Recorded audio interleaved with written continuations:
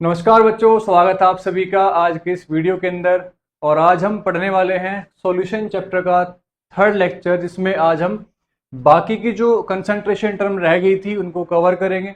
इससे पहली वीडियो में हमने जो है कुछ कंसंट्रेशन टर्म कवर की थी, उसका नाम था मोलैरिटी, मास परसेंटेज या पार्ट्स पर मिलियन को हमने कवर किया था। और आज के लेक्चर में हम जो उसके अलावा बची हुई कंसंट्रेशन टर्म है, चाहे वो मोलैरिटी हो चाहे फिर वो मोल फ्रैक्शन हो, इन सभी को आज के इस लेक्चर में हम कवर करेंगे। तो चलिए एक बार मैं आपको बता देता हूं कि आज के लेक्चर में कौन कौन से टॉपिक रहने वाले हैं। सबसे पहले बच्चों हम समझेंगे किसके बारे में, मोलैलिटी के बारे में। दूसरा टॉपिक होगा मोल फ्रैक्शन। थर्ड है strength and it's relation with molarity. Fourth topic होगा हमारा नॉर्मेलिटी के बारे में। और नंबर 5 पर जाकर हम पढ़ेंगे relation between molarity and normality. तो ये कुछ टॉपिक्स हमारे रहेंगे। तो शुरुआत करते हैं इस वीडियो की। स्वागत है आप सभी का हमारे चैनल टॉप कर ले पर। ठीक है, सबसे पहले हम समझते हैं मोलैरिटी क्या होती है।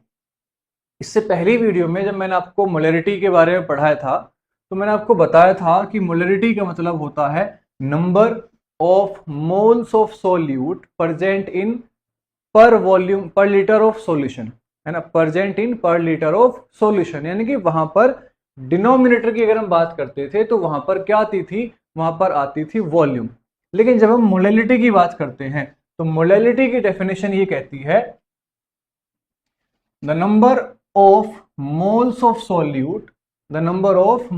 Solute dissolve in 1 kilogram of solvent, कि हमने कितने नंबर ऑफ मोल्स को डिसॉल्व किया है किसके अंदर, 1 किलोग्राम सॉल्वेंट के अंदर। इसी क्या कहते हैं, मोलैलिटी कहते हैं। फॉर्मूला भी यही कहेगा इसका, the number of moles of solute upon mass of solvent in kilogram. एक चीज मैंने आपको इससे पहली वीडियो के अंदर भी बताई थी, एक बार हम उसको फिर बता देते हैं। जब भी हम सॉल्वेंट और सोल्यूट की बात करेंगे तो सॉल्वेंट को आप हमेशा क्या करेंगे, ए मानकर चलेंगे, और सोल्यूट को हम क्या करेंगे, सोल्यूट को हम चलेंगे बी मानकर। सॉल्वेंट ए रहेगा और सोल्यूट क्या रहेगा, बी रहेगा। तो अगर मैं यहां पे बात करता हूं मोलैलिटी की, तो मोलैलिटी के फॉर्मूले में क्या है ऊपर, number of moles of solute. तो number of moles of solute को रिप्रेजेंट कर लेते हैं किससे, एन बी से, upon mass of solvent in kilogram. तो सॉल्वेंट के मास को मान लेते हैं डब्ल्यू ए, और डब्ल्यू ए किस तरह से प्रेजेंट है, डब्ल्यू ए है बच्चों किलोग्राम में प्रेजेंट। समझ आ गई बात यहां तक। अच्छा, नंबर ऑफ मोल्स का क्या फॉर्मूला होता है, तो नंबर ऑफ मोल्स का फॉर्मूला सर आपने बताया था given mass of solute upon molar mass of solute. तो गिवन मास को डब्ल्यू बी से लिखा था और मोलर मास को हमने लिखा था किससे, एम बी से। क्या मैं नंबर ऑफ मोल्स की वैल्यू यहां पर पुट कर दूं, तो यहां पर जैसे आप नंबर ऑफ मोल्स की वैल्यू पुट करेंगे तो फॉर्मूला आ जाएगा W B upon M B multiply 1 upon W A in kilogram. अब ऐसा भी जरूरी नहीं है कि आपको एग्जाम में जो सॉल्वेंट का मास है वो हर बार किलोग्राम के अंदर मिले, तो हो सकता है वो कि आपको ग्राम के अंदर मिल जाए। तो याद रखेंगे 1 किलोग्राम के अंदर कितने होते हैं बच्चों, 1000 ग्राम होते हैं। कितने होंगे, 1000 ग्राम। तो क्या मैं अगर इसको ग्राम में रखूंगा सॉल्वेंट के वेट को, तो क्या 1 की जगह 1000 नहीं आ जाएगा। तो नया फॉर्मूला क्या बनेगा, नया फॉर्मूला आ जाएगा given mass of solute divided by molar mass of solute into 1000 upon weight of solvent in gram. अब किस में आ जाएगा, ये ग्राम के अंदर प्रेजेंट होगा। तो ये आ गया बच्चों आपके पास मोलैलिटी का फॉर्मूला। ठीक है, सभी बच्चे इसको याद कर लेंगे, given mass of solute divided by molar mass of solute into 1000 upon weight of solvent in gram. ठीक है, ये मोलैलिटी का फॉर्मूला है।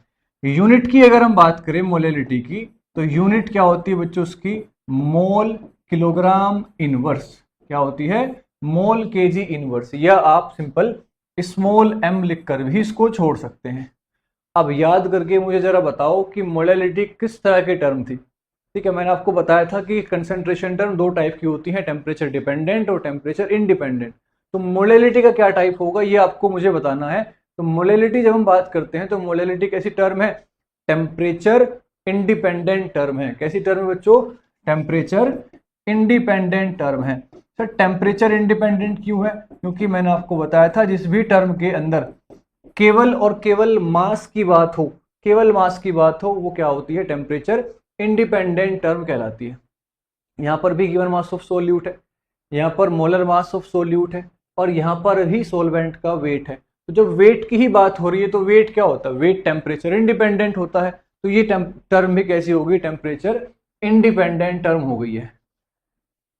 चलिए सबसे पहले एक सवाल देखते हैं, एनसीईआरटी का क्वेश्चन है। क्वेश्चन में कहा गया है आपको मास कैलकुलेट करना है किसका? यूरिया का। यूरिया का फॉर्मूला हमें दिया गया है NH2CONH2 required in making 2.5 kg of 0.25 m molal aqueous solution. हमारे काम की जो बात इसमें से हमें मिली वो मिला कि सबसे पहले हमें दिया गया है किसका? सोलवेंट का वेट। सोलवेंट का वेट कितना है बच्चों? सोलवेंट के वेट को WA से रिप्रेजेंट करेंगे। कितना वेट है? 2.5 किलोग्राम। 2.5 किलोग्राम। इसके बाद आपको दी गई है मोलैलिटी, क्योंकि उसने कहा ना मोलल एक्वस सॉल्यूशन, तो याद रखेंगे इस बात को भी आप। जब वो मोलल एक्वस सॉल्यूशन बोलेगा तो ये मतलब है कि वो मोलैलिटी की वैल्यू गिवन आपको दे रखी है इसमें। तो बच्चों मोलैलिटी कितनी है? मोलैलिटी है 0.25 m। कैलकुलेट क्या करना है? कैलकुलेट करना है सर सॉल्यूट का मास। किसका मास? सॉल्यूट का मास। लेकिन मास को कैलकुलेट करने से पहले आपको निकालना पड़ेगा यूरिया का मोलर मास। तो बच्चों यूरिया का फॉर्मूला क्या है? यूरिया का फॉर्मूला है सर NH2CONH2।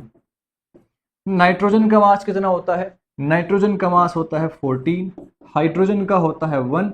2 एटम है हाइड्रोजन के तो मल्टीप्लाई कर देंगे 2 से। कार्बन का मास कितना है? 12 होता है। ऑक्सीजन का एटॉमिक वेट 16 होता है। इसके बाद नाइट्रोजन का 14 हो जाएगा और इनटू में हाइड्रोजन का हो जाएगा 1 इंटू 2।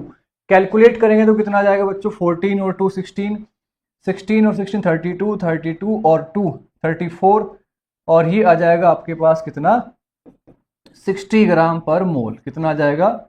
60 ग्राम पर मोल। ये मोलर मास आ गया। एक चीज आप ध्यान रखेंगे कि एग्जाम के अंदर आपको जनरली जो मोलर मास है वो गिवन मिल जाते हैं, तो ये काम आपको कैलकुलेट वहां पर नहीं करना पड़ेगा। और नहीं अगर इसको देगा तो फिर वो हर एक एलिमेंट का आपको एटॉमिक मास गिवन करेगा, तो आपको ये आराम से आप इसको निकाल भी लेंगे। ये सारी वैल्यू हमारे पास आ गई है, हमें निकालनी है WB की वैल्यू। जरा याद करेंगे मोलैलिटी का क्या फॉर्मूला है? तो बच्चों हमने पढ़ा मोलैलिटी का फॉर्मूला होता है sir given mass of solute divided by molar mass of solute into 1000 upon weight of solvent. Weight of solvent. लेकिन सर आपने देखा होगा इसमें कि सर सोलवेंट का वेट तो किलोग्राम में दिया गया है। तो अगर बच्चों सोलवेंट का वेट किलोग्राम में है तो आप क्या करेंगे? इसमें से ये 1000 यहाँ से हटा देंगे और 1000 की जगह आप 1 भी लिख सकते हैं। समझ में आ गई? क्योंकि किलोग्राम में वेट आपको दिया गया है। वैल्यू पुट करेंगे तो सर मोलैलिटी की वैल्यू 0.25 दी गई है।